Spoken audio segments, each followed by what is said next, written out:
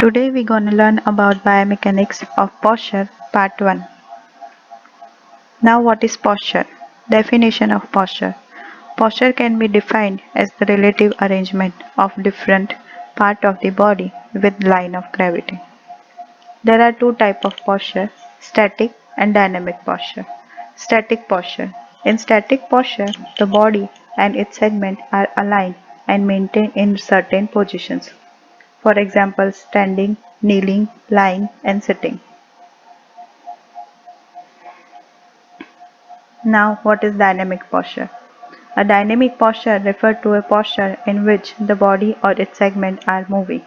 For example, walking, running, jumping, throwing, and lifting. The study of any particular posture includes kinetic and kinematic analysis of all body segments. Now, what is base of support? BOS, defined by an area bounded posteriorly by the tip of the heels and anteriorly by the line joining the tip of the toes, is considerably smaller than the quadruped base. Now center of gravity, which is sometimes referred to as the body center of mass, is located within the approximately at the level of the second sacral segment. This is the picture which is showing line of gravity and center of gravity, how it falls in our body, anterior view and lateral view. Now postural control, which can be either static or dynamic, refer to a person's ability to maintain stability of the body segment in response to force that threaten to disturb the body's structural equilibrium. Now, reactive responses means compensatory responses occur as a reaction to external force that displaces the body's center of gravity. Proactive response means anticipatory response occur in anticipation of internally generated destabilizing forces such as raising one's arm to catch a ball or bending forward to tie one's shoes. Now these are the goals and basic alignment of postural control. The major goal of postural control in the erect position are to control the body's orientation in space, maintain the body's center of gravity over the base of support, stabilize the head with respect to the vertical so that the eye gaze is approximately oriented. Now, absence or altered input and outputs. Altered or absent inputs may occur either in the absence of the normal gravitational force in weightless conditions during space flighting, or when someone has a decreased sensation in the lower extremities. Another instance in which input may be disturbed in following injuries. Injuries like muscle synergies. The postural response to perturbation are reactive or compensatory response in that they are involuntary reactions. These postural responses are referred to as either the synergies or strategies. Now what is synergies and strategies? Synergies are centrally organized pattern of muscle activity that occur in response to perturbation of standing posture. Now what is fixed support synergy? Fixed support synergy are pattern of the muscle activity in which the base of support remain fixed during the perturbation and recovery of equilibrium. In that, the ankle synergy and the hip synergy. The ankle synergy consists of decreased burst of the muscle activity on either the anterior or posterior aspect of the body that occur in a distal to proximal pattern in response to forward and backward movements of the supporting platform respectively. Now the hip synergy consists of decreased burst of the muscle activity on the side of the body opposite to the ankle pattern in a proximal to distal pattern of activation. Fixed support hip synergy may be used primarily in the situation where changes in the support strategies.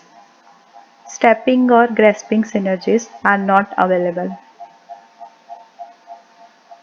Change in the support strategies. The change in the support strategies include stepping. Stepping means forward, backward, or sideways, and grasping using one hand to grab a bar or a fixed support in response to movements of a platform. Stepping and grasping differ from fixed support synergy because stepping grasping moves or enlarge the body space of support so that it remains under the body center of gravity. Now change in the support synergies are the only synergies that are useful in maintaining the stability in the instance of the large perturbation. Head stabilization strategies. Head strategies are used to maintain the head during the certain movement of body such as walking. Two strategies for maintaining the vertical stability of the head are as follow: head stabilization in space or head stabilization on trunk. This is the example of fixed support strategy. In that the base is fixed and the body is moved according to their perturbation. Forward or a backward, it can move in a sideways. And according to that, the LOG and COG become change. This is the also example of fixed support synergy.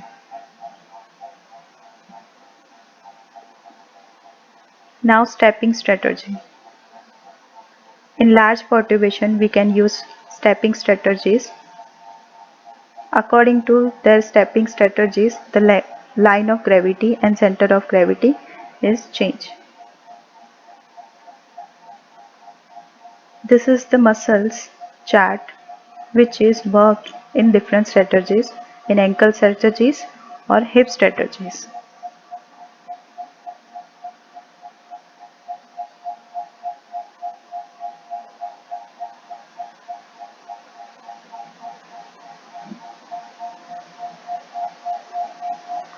Now, kinetics and kinematics of posture. Inertial and gravitational force, ground reaction forces, coincident action lines and sagittal plane. Now, inertial and gravitational forces. In erect standing posture, the body undergo a constant swaying motion called postural sway or sway envelope. The extent of sway envelope for a normal individual standing with 4 inches between the feet can be as large as 12° in the sagittal plane and 16° in the frontal plane.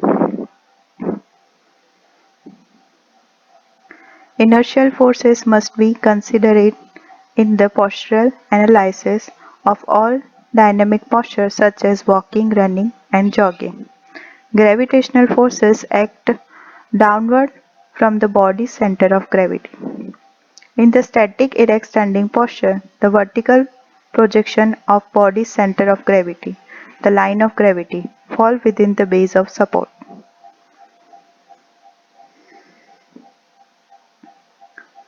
Now, ground reaction forces. Whenever the body contacts the ground pushes back on the body. This force is known as the ground reaction force. Ground reaction force is a compensate force typically described as having three components. A vertical component force, two forces components directed horizontally. One of the two horizontal forces is in the medial lateral direction. Whenever other horizontal force is in the anterior posterior direction along the ground. The center of pressure is the theoretically point where the force is considered to act, although the body surface that is in the contact with the ground may have forces acting over the large portion of its surface area.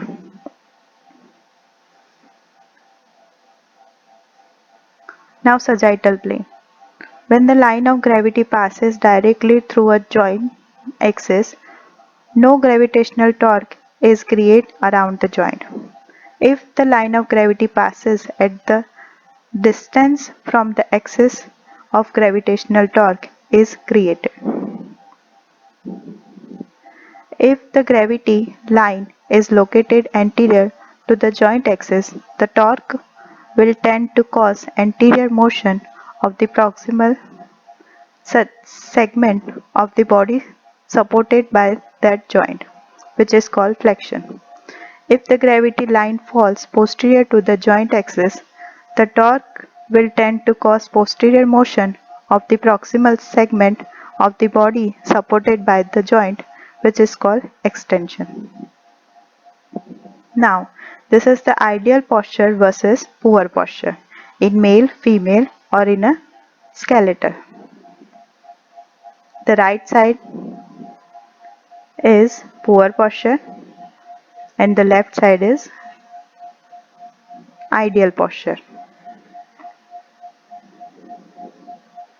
Now this is the different type of poor posture is comparison with good posture. The middle one is a good ideal posture and the right and left one is a different type of poor postures. Optimal posture. Lateral view, optimal alignment is sagittal plane. Ankle. The line of gravity falls slightly anterior to the lateral malleolus and therefore anterior to the ankle joint axis. The anterior position of the line of gravity relative to the ankle joint axis create a dorsiflexion movement. The muscle activity of the plantar flexion is necessary to prevent forward motion to the tibia. The sole muscle acting in the reverse action extends a posterior pull on the tibia and is able to oppose the dorsiflexion movement. Tibialis anterior, tibialis posterior, and peroneus provide transverse stability in the foot during postural sway. Now knee. The knee joint is in full extension and the line of gravity passes anterior to the midline of the knee and the line of gravity passes slightly posterior to the axis of the hip joint through the greater trochanter. The posterior location of the gravitational line relative to the hip joint axis create an extension moment at the hip that tends to rotate the pelvis posteriorly on the femoral head, posterior to the patella. Now hip and pelvis. The posterior location of the gravitational line relative to the hip joint axis. Iliopsoas is acting to create a balancing flexion moment at the hip. Lumbosacral and sacroiliac joint. In the ideal posture, the line of gravity passes through the body of the fifth lumbar vertebra and close to the axis of the rotation of the lumbosacral joint. Gravity, therefore, create a very slight extension moment at L5 to S1 that is opposed by the anterior longitudinal ligament. When the sacrum is in the optimal position, the line of gravity passes slightly anterior to the sacroiliac joints. The gravitational moment that is create the sacroiliac joint tends to cause the anterior superior position of the sacrum to rotate the anterior and inferior while the posterior and inferior portion tends to move posteriorly and superiorly. The tension in the sacroiliac and sacrotubercle ligament contract vertebral column. When the vertebral curves are in the optimal alignment, the line of gravity will pass through the midline of the trunk. ligamentous structures and passive movement tension and unable to provide enough force to oppose all the gravitational movements acting around the joint axis of the vertebral column. So, latissimus dorsi, rotators and the neck extensor muscle have to work to produce the contribute balanced force.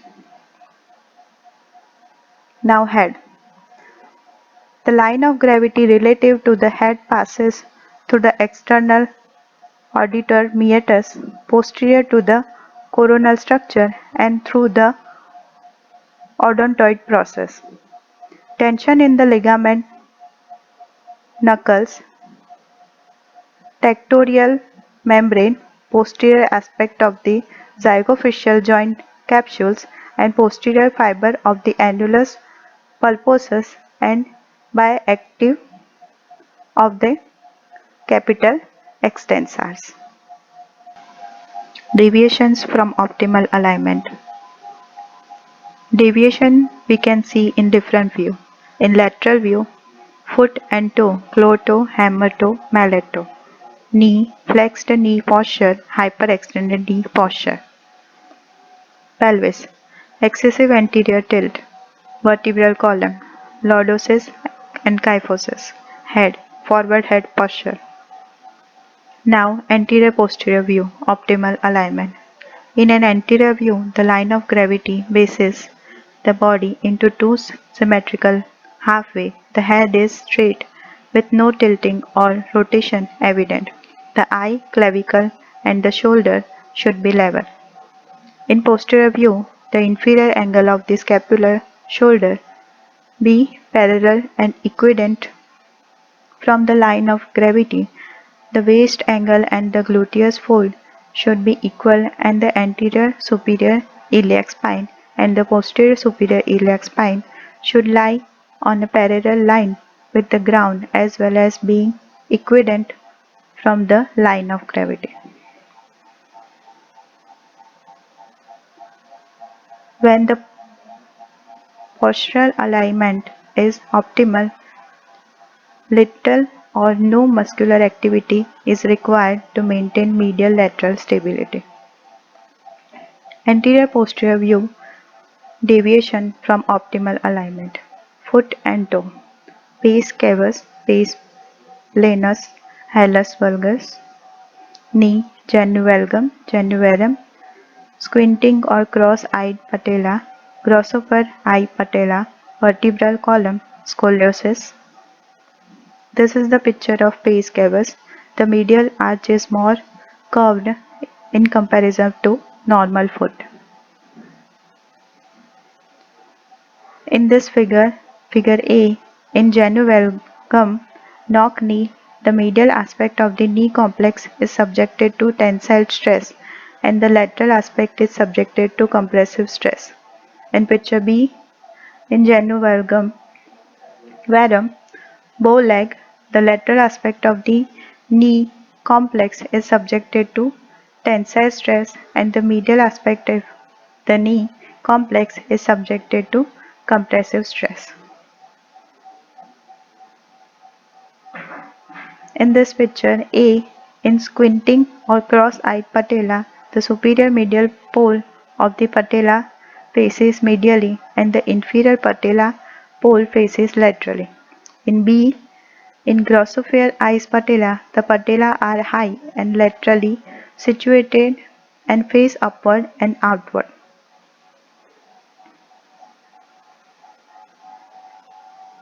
In typically changes in body counter uses in the scoliosis screening program.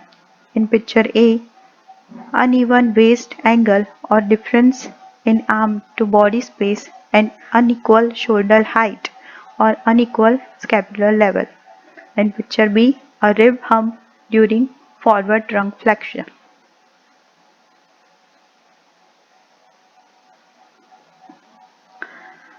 Now analysis of sitting posture.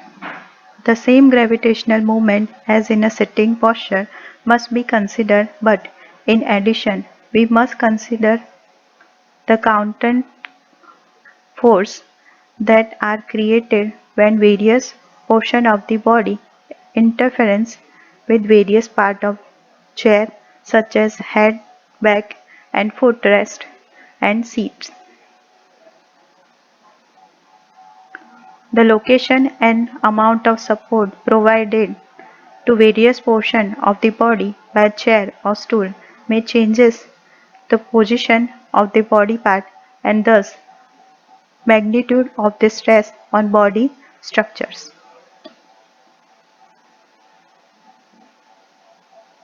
A consideration of the muscular activity, interdiscal pressure and seat interference pressure in the active erect sitting posture will be compared to force in the relaxed, erect, slumped and slouched sitting and to erect standing posture. Picture A. In the active erect sitting position, the line of gravity is close to the axis of rotation of the head, neck and trunk. In picture B, in the relaxed erect sitting posture, the line of gravity still is relatively close to those axes of rotation. In picture C, the slump position, the line of gravity is relatively distant from the axis of the rotation of the head, neck and trunk. In this picture, the slouched sitting posture, the line of gravity is at the distance from the axis of the rotation at the head, neck and the trunk, but the back of the chair is providing support in lieu of the muscle support. Now muscle activity. The researchers have found that maintaining an active erect sitting posture required not only a greater number of trunk muscle but also an increased level of activity in some of these muscles than in both relaxed, erect and slump posture. Flexion relaxation is sudden cessation of the muscular activity during trunk flexion in either sitting or standing posture. Interdiscal pressure and compressive load on the spine.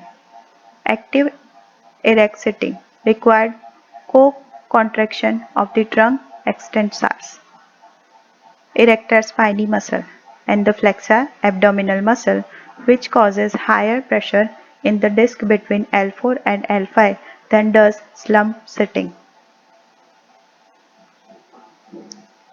Seat interference pressure. The pressure caused by contact force between the person's body and the seat is referred to the seat interference pressure.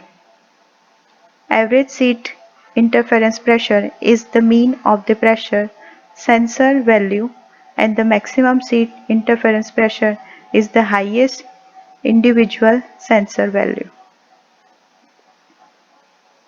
The patient is able to relieve interference pressure by leaning to the side.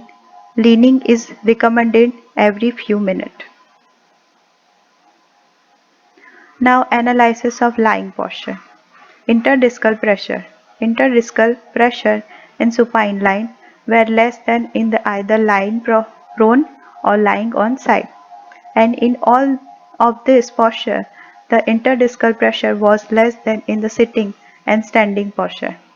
Lying prone with the back extended and supported on one's elbow head and large interdiscal pressure among the lying posture tested and was only slightly less than in slouch sitting. Surface interference pressure. In order for pressure relieving surface to be effective, they should be able to reduce the interference pressure below capillary closing pressure. Effects of age, pregnancy, occupation and recreation on posture.